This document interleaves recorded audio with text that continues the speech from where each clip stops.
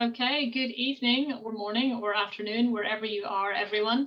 Um, we're here for our next round of Vocabularizing with Anne and Jane Kendall, I should say. Jane's going to run you through what's happening in tonight's game. If you were with us last night, it's very similar. If you haven't played yet, don't worry, full instructions will be given in a minute.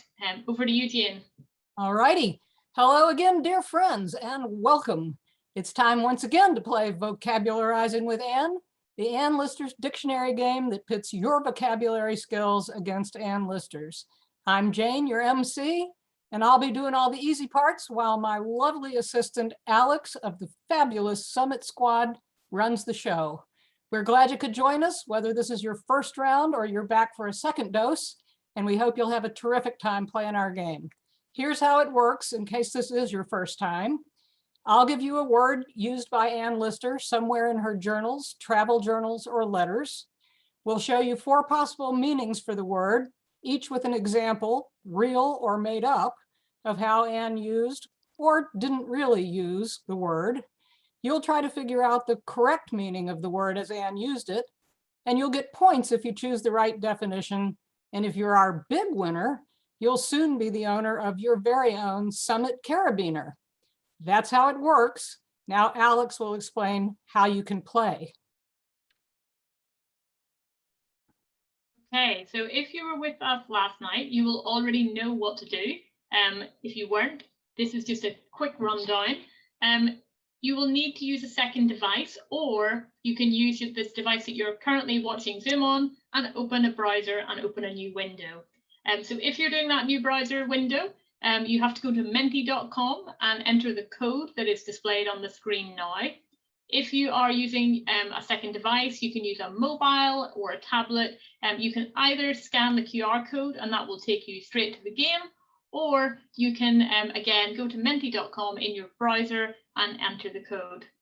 Once you're in the game, you'll be on a holding screen that will say how to play. You'll also see on that screen there's a heart button. I can see 11 people have given us hearts. Throughout, you can send us hearts just because you're a nice person.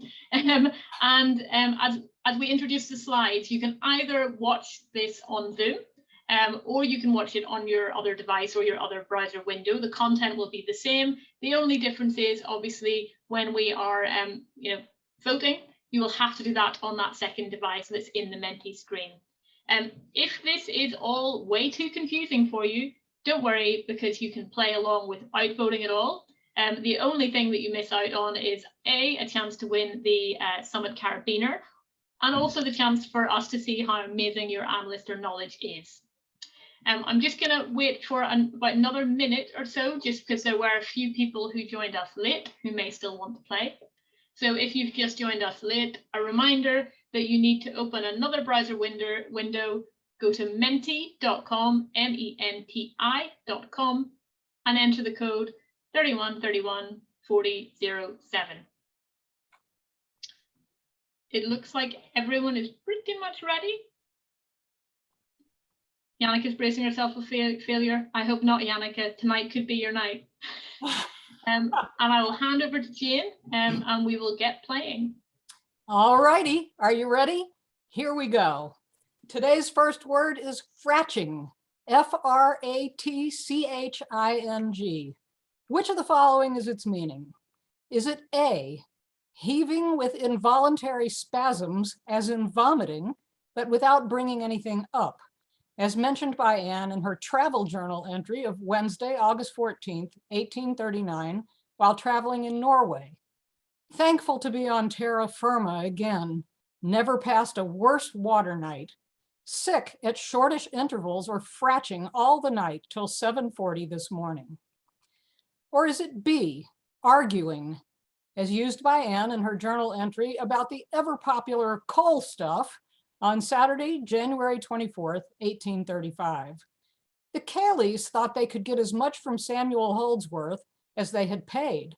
Nay, when they told him they should want 1,000 pounds for the loose, Samuel and they had a great deal of fratching. Or is it C, covering a roof with a material such as straw, reeds, or rushes, as used by Anne in her journal entry of Saturday, October 6th, 1832. Out at 11:30. Sauntered down my walk. Dick walling up staking as yesterday, and Charles and James Howarth fratching the hut with another cover of rushes. Or is it D, scraping or abrading the surface of the skin with the nails or an object, as used by Anne in her journal entry of Sunday, August 5th, 1821, when she had begun to have symptoms that she suspected were venereal disease. Every time I make water, I feel the heat and itching terribly. Soon after coming upstairs, this led to a very bad quarter hour fratching and handling myself, ending at last in masturbation. This will never do. So, which of these four do you think is the real meaning of fratching? It's time to make your choice. Okay, so if you are playing, you will see that you'll get a little icon. I don't see Puffy tonight. Maybe Puffy's having a day off to give everyone else a chance. And you may see that you have to put in a name. You can either just use the default name, that's where Puffy came from. Apparently it's not actually a nickname. Or you can put in your name as you wish it to be displayed to other users. So I'm going to start the countdown now. You will have 5 seconds before you'll see those four options again, and then you have to pick one. Remember, you get points for being right, and you also get points for being the fastest. And it was close at the top last night, so you'll want to put your finger on the buzzer as quickly as you can. Ready? Go.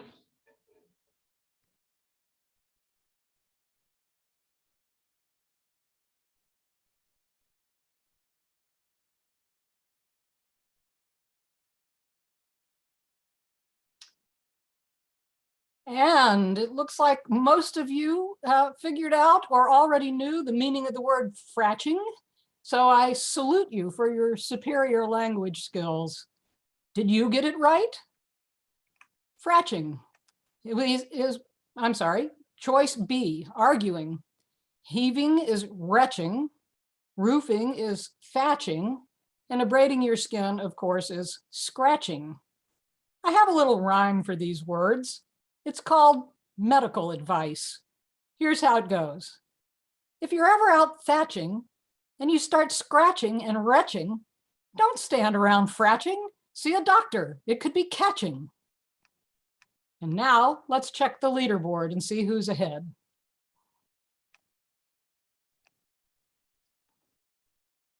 See, Puffy is in the house. Welcome back, Puffy. Tonight you're in second, first out of the gates. I see Jessica Payne is also doing well, but Les Moustache, appropriate following the translating session, is currently in first place, but there's only 3 points in it. So yeah, still all to play for. If you got that one wrong, you've still got a chance of being in this top 10. So yeah, stick with it. And on to word 2, which is galloon, Galloon. Which of the following is its meaning? Is it A, a sailing ship with 3 masts used for maritime commerce or as a naval war vessel, as referred to by Anne in her travel journal entry of Friday, October 22nd, 1830, from Toulon in the south of France?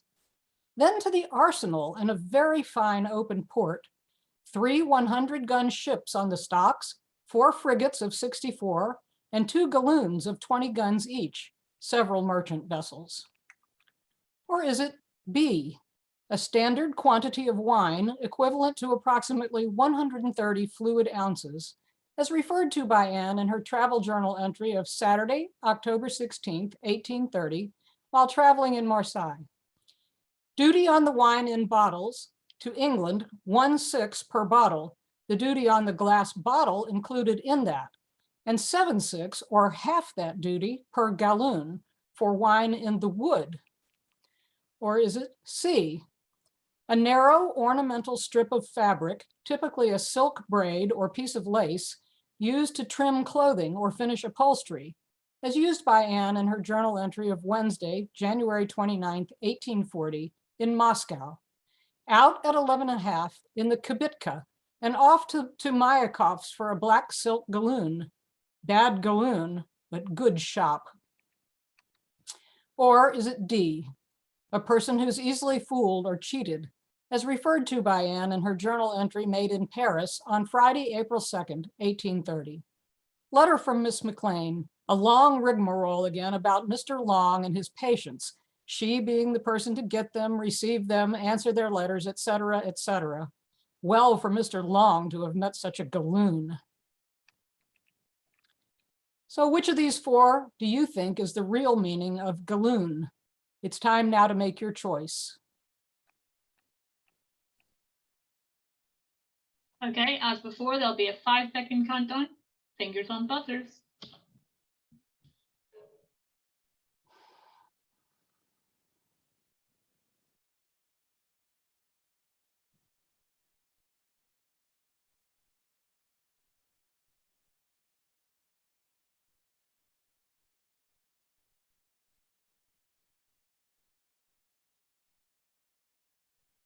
Well, looks like this was another pretty easy one for a lot of you. We did trip up a few people this time. Let's go see if it was lucky guesses on the part of those who got it right, or if you really knew all those words. Did you get it right? The correct choice was C, a narrow ornamental strip of fabric. The three-masted ship is a galleon, the quantity of wine a wine gallon, and the easy mark a gull. As it happens, I have a little rhyme to help you remember the meanings of these four terms. It's called Go with the Galoons. Here it is. A wine gallon is a standard measure. A gull believes things that are iffy. A galleon might have pirate treasure, but galoons will make you look spiffy. And now let's check the leaderboard and see where we stand.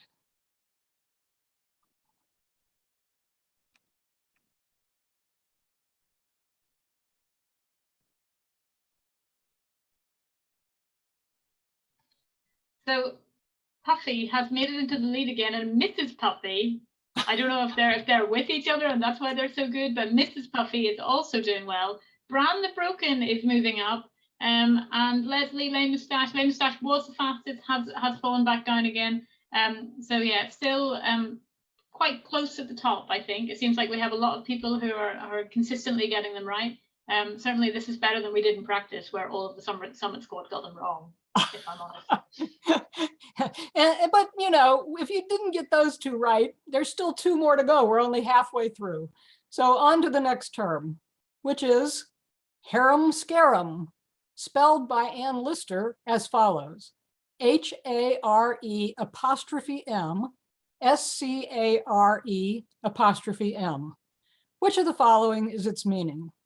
Is it A, foolish or badly thought out, as referred to by Anne in her letter to Sibylla McLean, written Wednesday, May 6th, 1829. What an account of Miss Barry almost killing herself by the folly of riding out on a wet day. For pity's sake, my dear Sibylla, do not you go and half kill yourself in any such harum-scarum way. Or is it B, in a haphazard, confused, careless manner, as used by Anne in her journal entry of Monday, July 16th, 1821. Farming concerns very bad, and the tenants not paying their rents. Asked my father if the Wheaton estate would pay the interest of the debt. He said it would, yet heaven knows what it will do by and by. Told my uncle I should not like myself or my aunt dependent on receiving income through my father's harum-scarum way of managing. My uncle seemed to attend, and I think will take care. Or is it C, suicide by disembowelment with a sword when disgraced, as mentioned by Anne in her journal entry of Sunday, November 15th, 1818.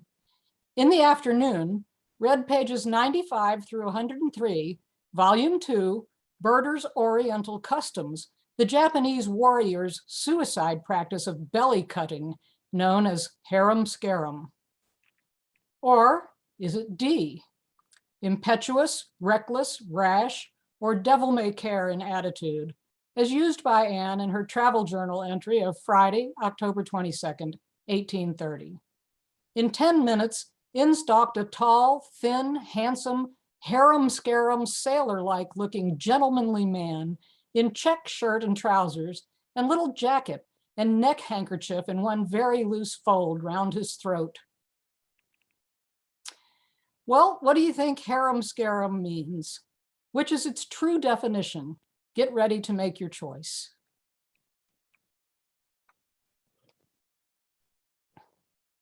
As before, the countdown is starting right now.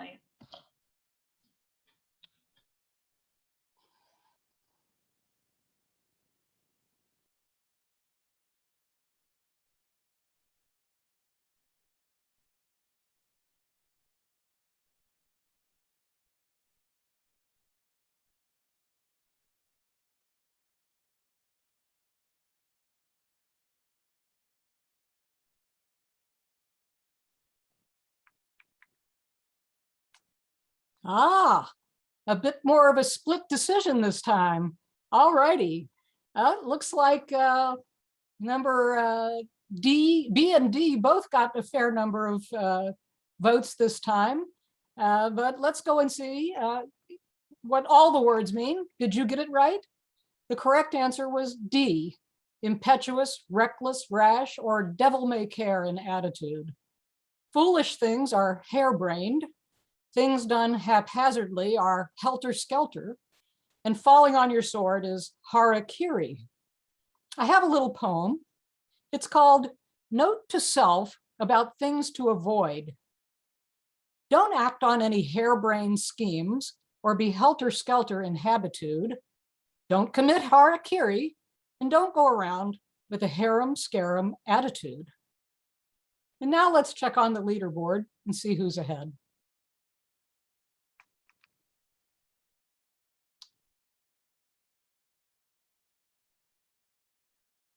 Puffy clan are still doing well, although it seems Mrs. Puffy has dropped down a bit. Brand the Broken's moving on up though. I don't know who Brand the Broken is, but it's a good name. And yeah, there's lots of people keeping up, I would say, keeping up. So yeah, as we go into the last question, all to play for. All to play for. And that last word is one of my personal favorites, wimble. Ann Lister actually spelled it W-I-M-B-L-E, but from what I understand, the correct spelling is W-H-I-M-B-L-E. Which of the following is its meaning? Is it A, a metal cap used to protect the end of the finger when sewing, as referred to by Anne in a letter to Aunt Anne from Calais, dated Saturday, September 7th, 1822. By the way, I bought you a very pretty little basket containing 100 gold-eyed needles of different sizes, price 2 shillings, so that you will see your wimble again at no great expense. Or is it B, a small, round, inflamed swelling of the skin, as referred to by Anne in her journal entry of Sunday, September 30th, 1821 at York. Mr. Duffin said whites did sometimes run on during the menstrual discharge, but never produced those little white-headed blisters or wimbles Mariana complained of after her return from Buxton. I still somehow, and more so after talking to Mr. Duffin, cannot get rid of the fear of venereal, but my taint is now reduced to whites, and even these are almost gone. Or is it C, to cry, sob, or whine softly, as used by Anne in her journal entry of Wednesday, October 11th, 1820, from which, in deference to the Code of Conduct, I have redacted the X-rated parts. Went to Miss Valence and stayed with her till 12. Burnett says her complaint is quite on her nerves. I know it is, and I am the best, let's see, here we go. I am the best doctor. I soon found out what was the matter. I spoke softly and asked if she loved me. She said yes and began to wimble, saying her love was not worth having. I bade her try me. Perhaps she likes me a little, independent of her nervousness. Or is it D, any of a number of hand tools, such as a brace and bit or a gimlet that can be used for boring holes, as referred to by Anne in her journal entry of Thursday, December 13th, 1838. Joseph Mann advises putting down a wimble hole at the dib corner, of Lister's Landymere Quarry to try what sort of stratum there will be to drive in. Good. Advised Anne to this plan this evening, and she will give the order tomorrow. Joseph Mann thinks they will have to bore 4 yards. Which of these 4 do you think is the real meaning of wimble? Get ready to make your choice.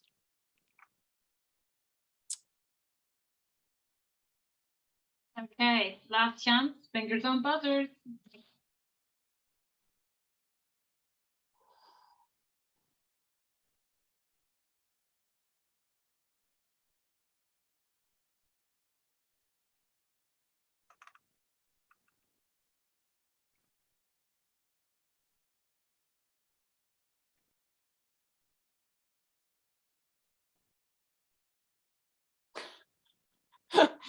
All right, I simply cannot believe the number of people who know what a wimble is. So I'm going to say lucky guess, or I don't know, impressively great verbal skills, one or the other.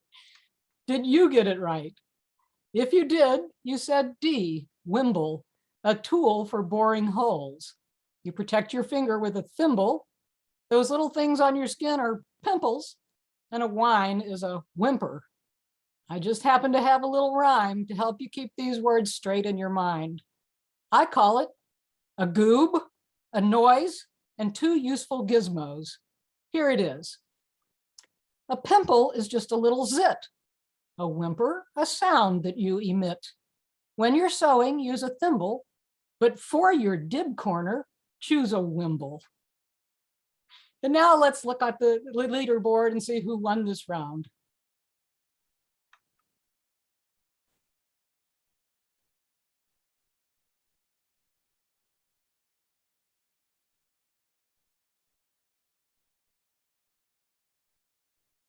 Oh Puffy my. it's fallen at that last hurdle, Puffy. Brand the Broken, whoever you are with your Santa face, you are the winner tonight.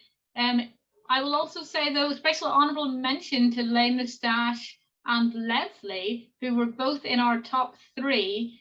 Something I probably should have said is that we have something of an unofficial corporate sponsor in our friends at Yorkshire Tea, who have provided us with some samples to share. So Lay Moustache and Leslie can also email us if they would like to avail of some of the Yorkshire tea that has been delivered to Chloe's house before she drinks it. So Brand the Broken, Lay Moustache and Leslie, drop us an email to tell us who you are and your address, and we will get that sent out to you. The email address is here. And that wraps up round 2 of Vocabularizing with Anne. Now that you guys are really rolling, we hope you'll join us tomorrow for round 3, when yet another fabulous Summit Carabiner, and I guess some more tea, will be up for grabs, and anyone can win them. Thank you so much.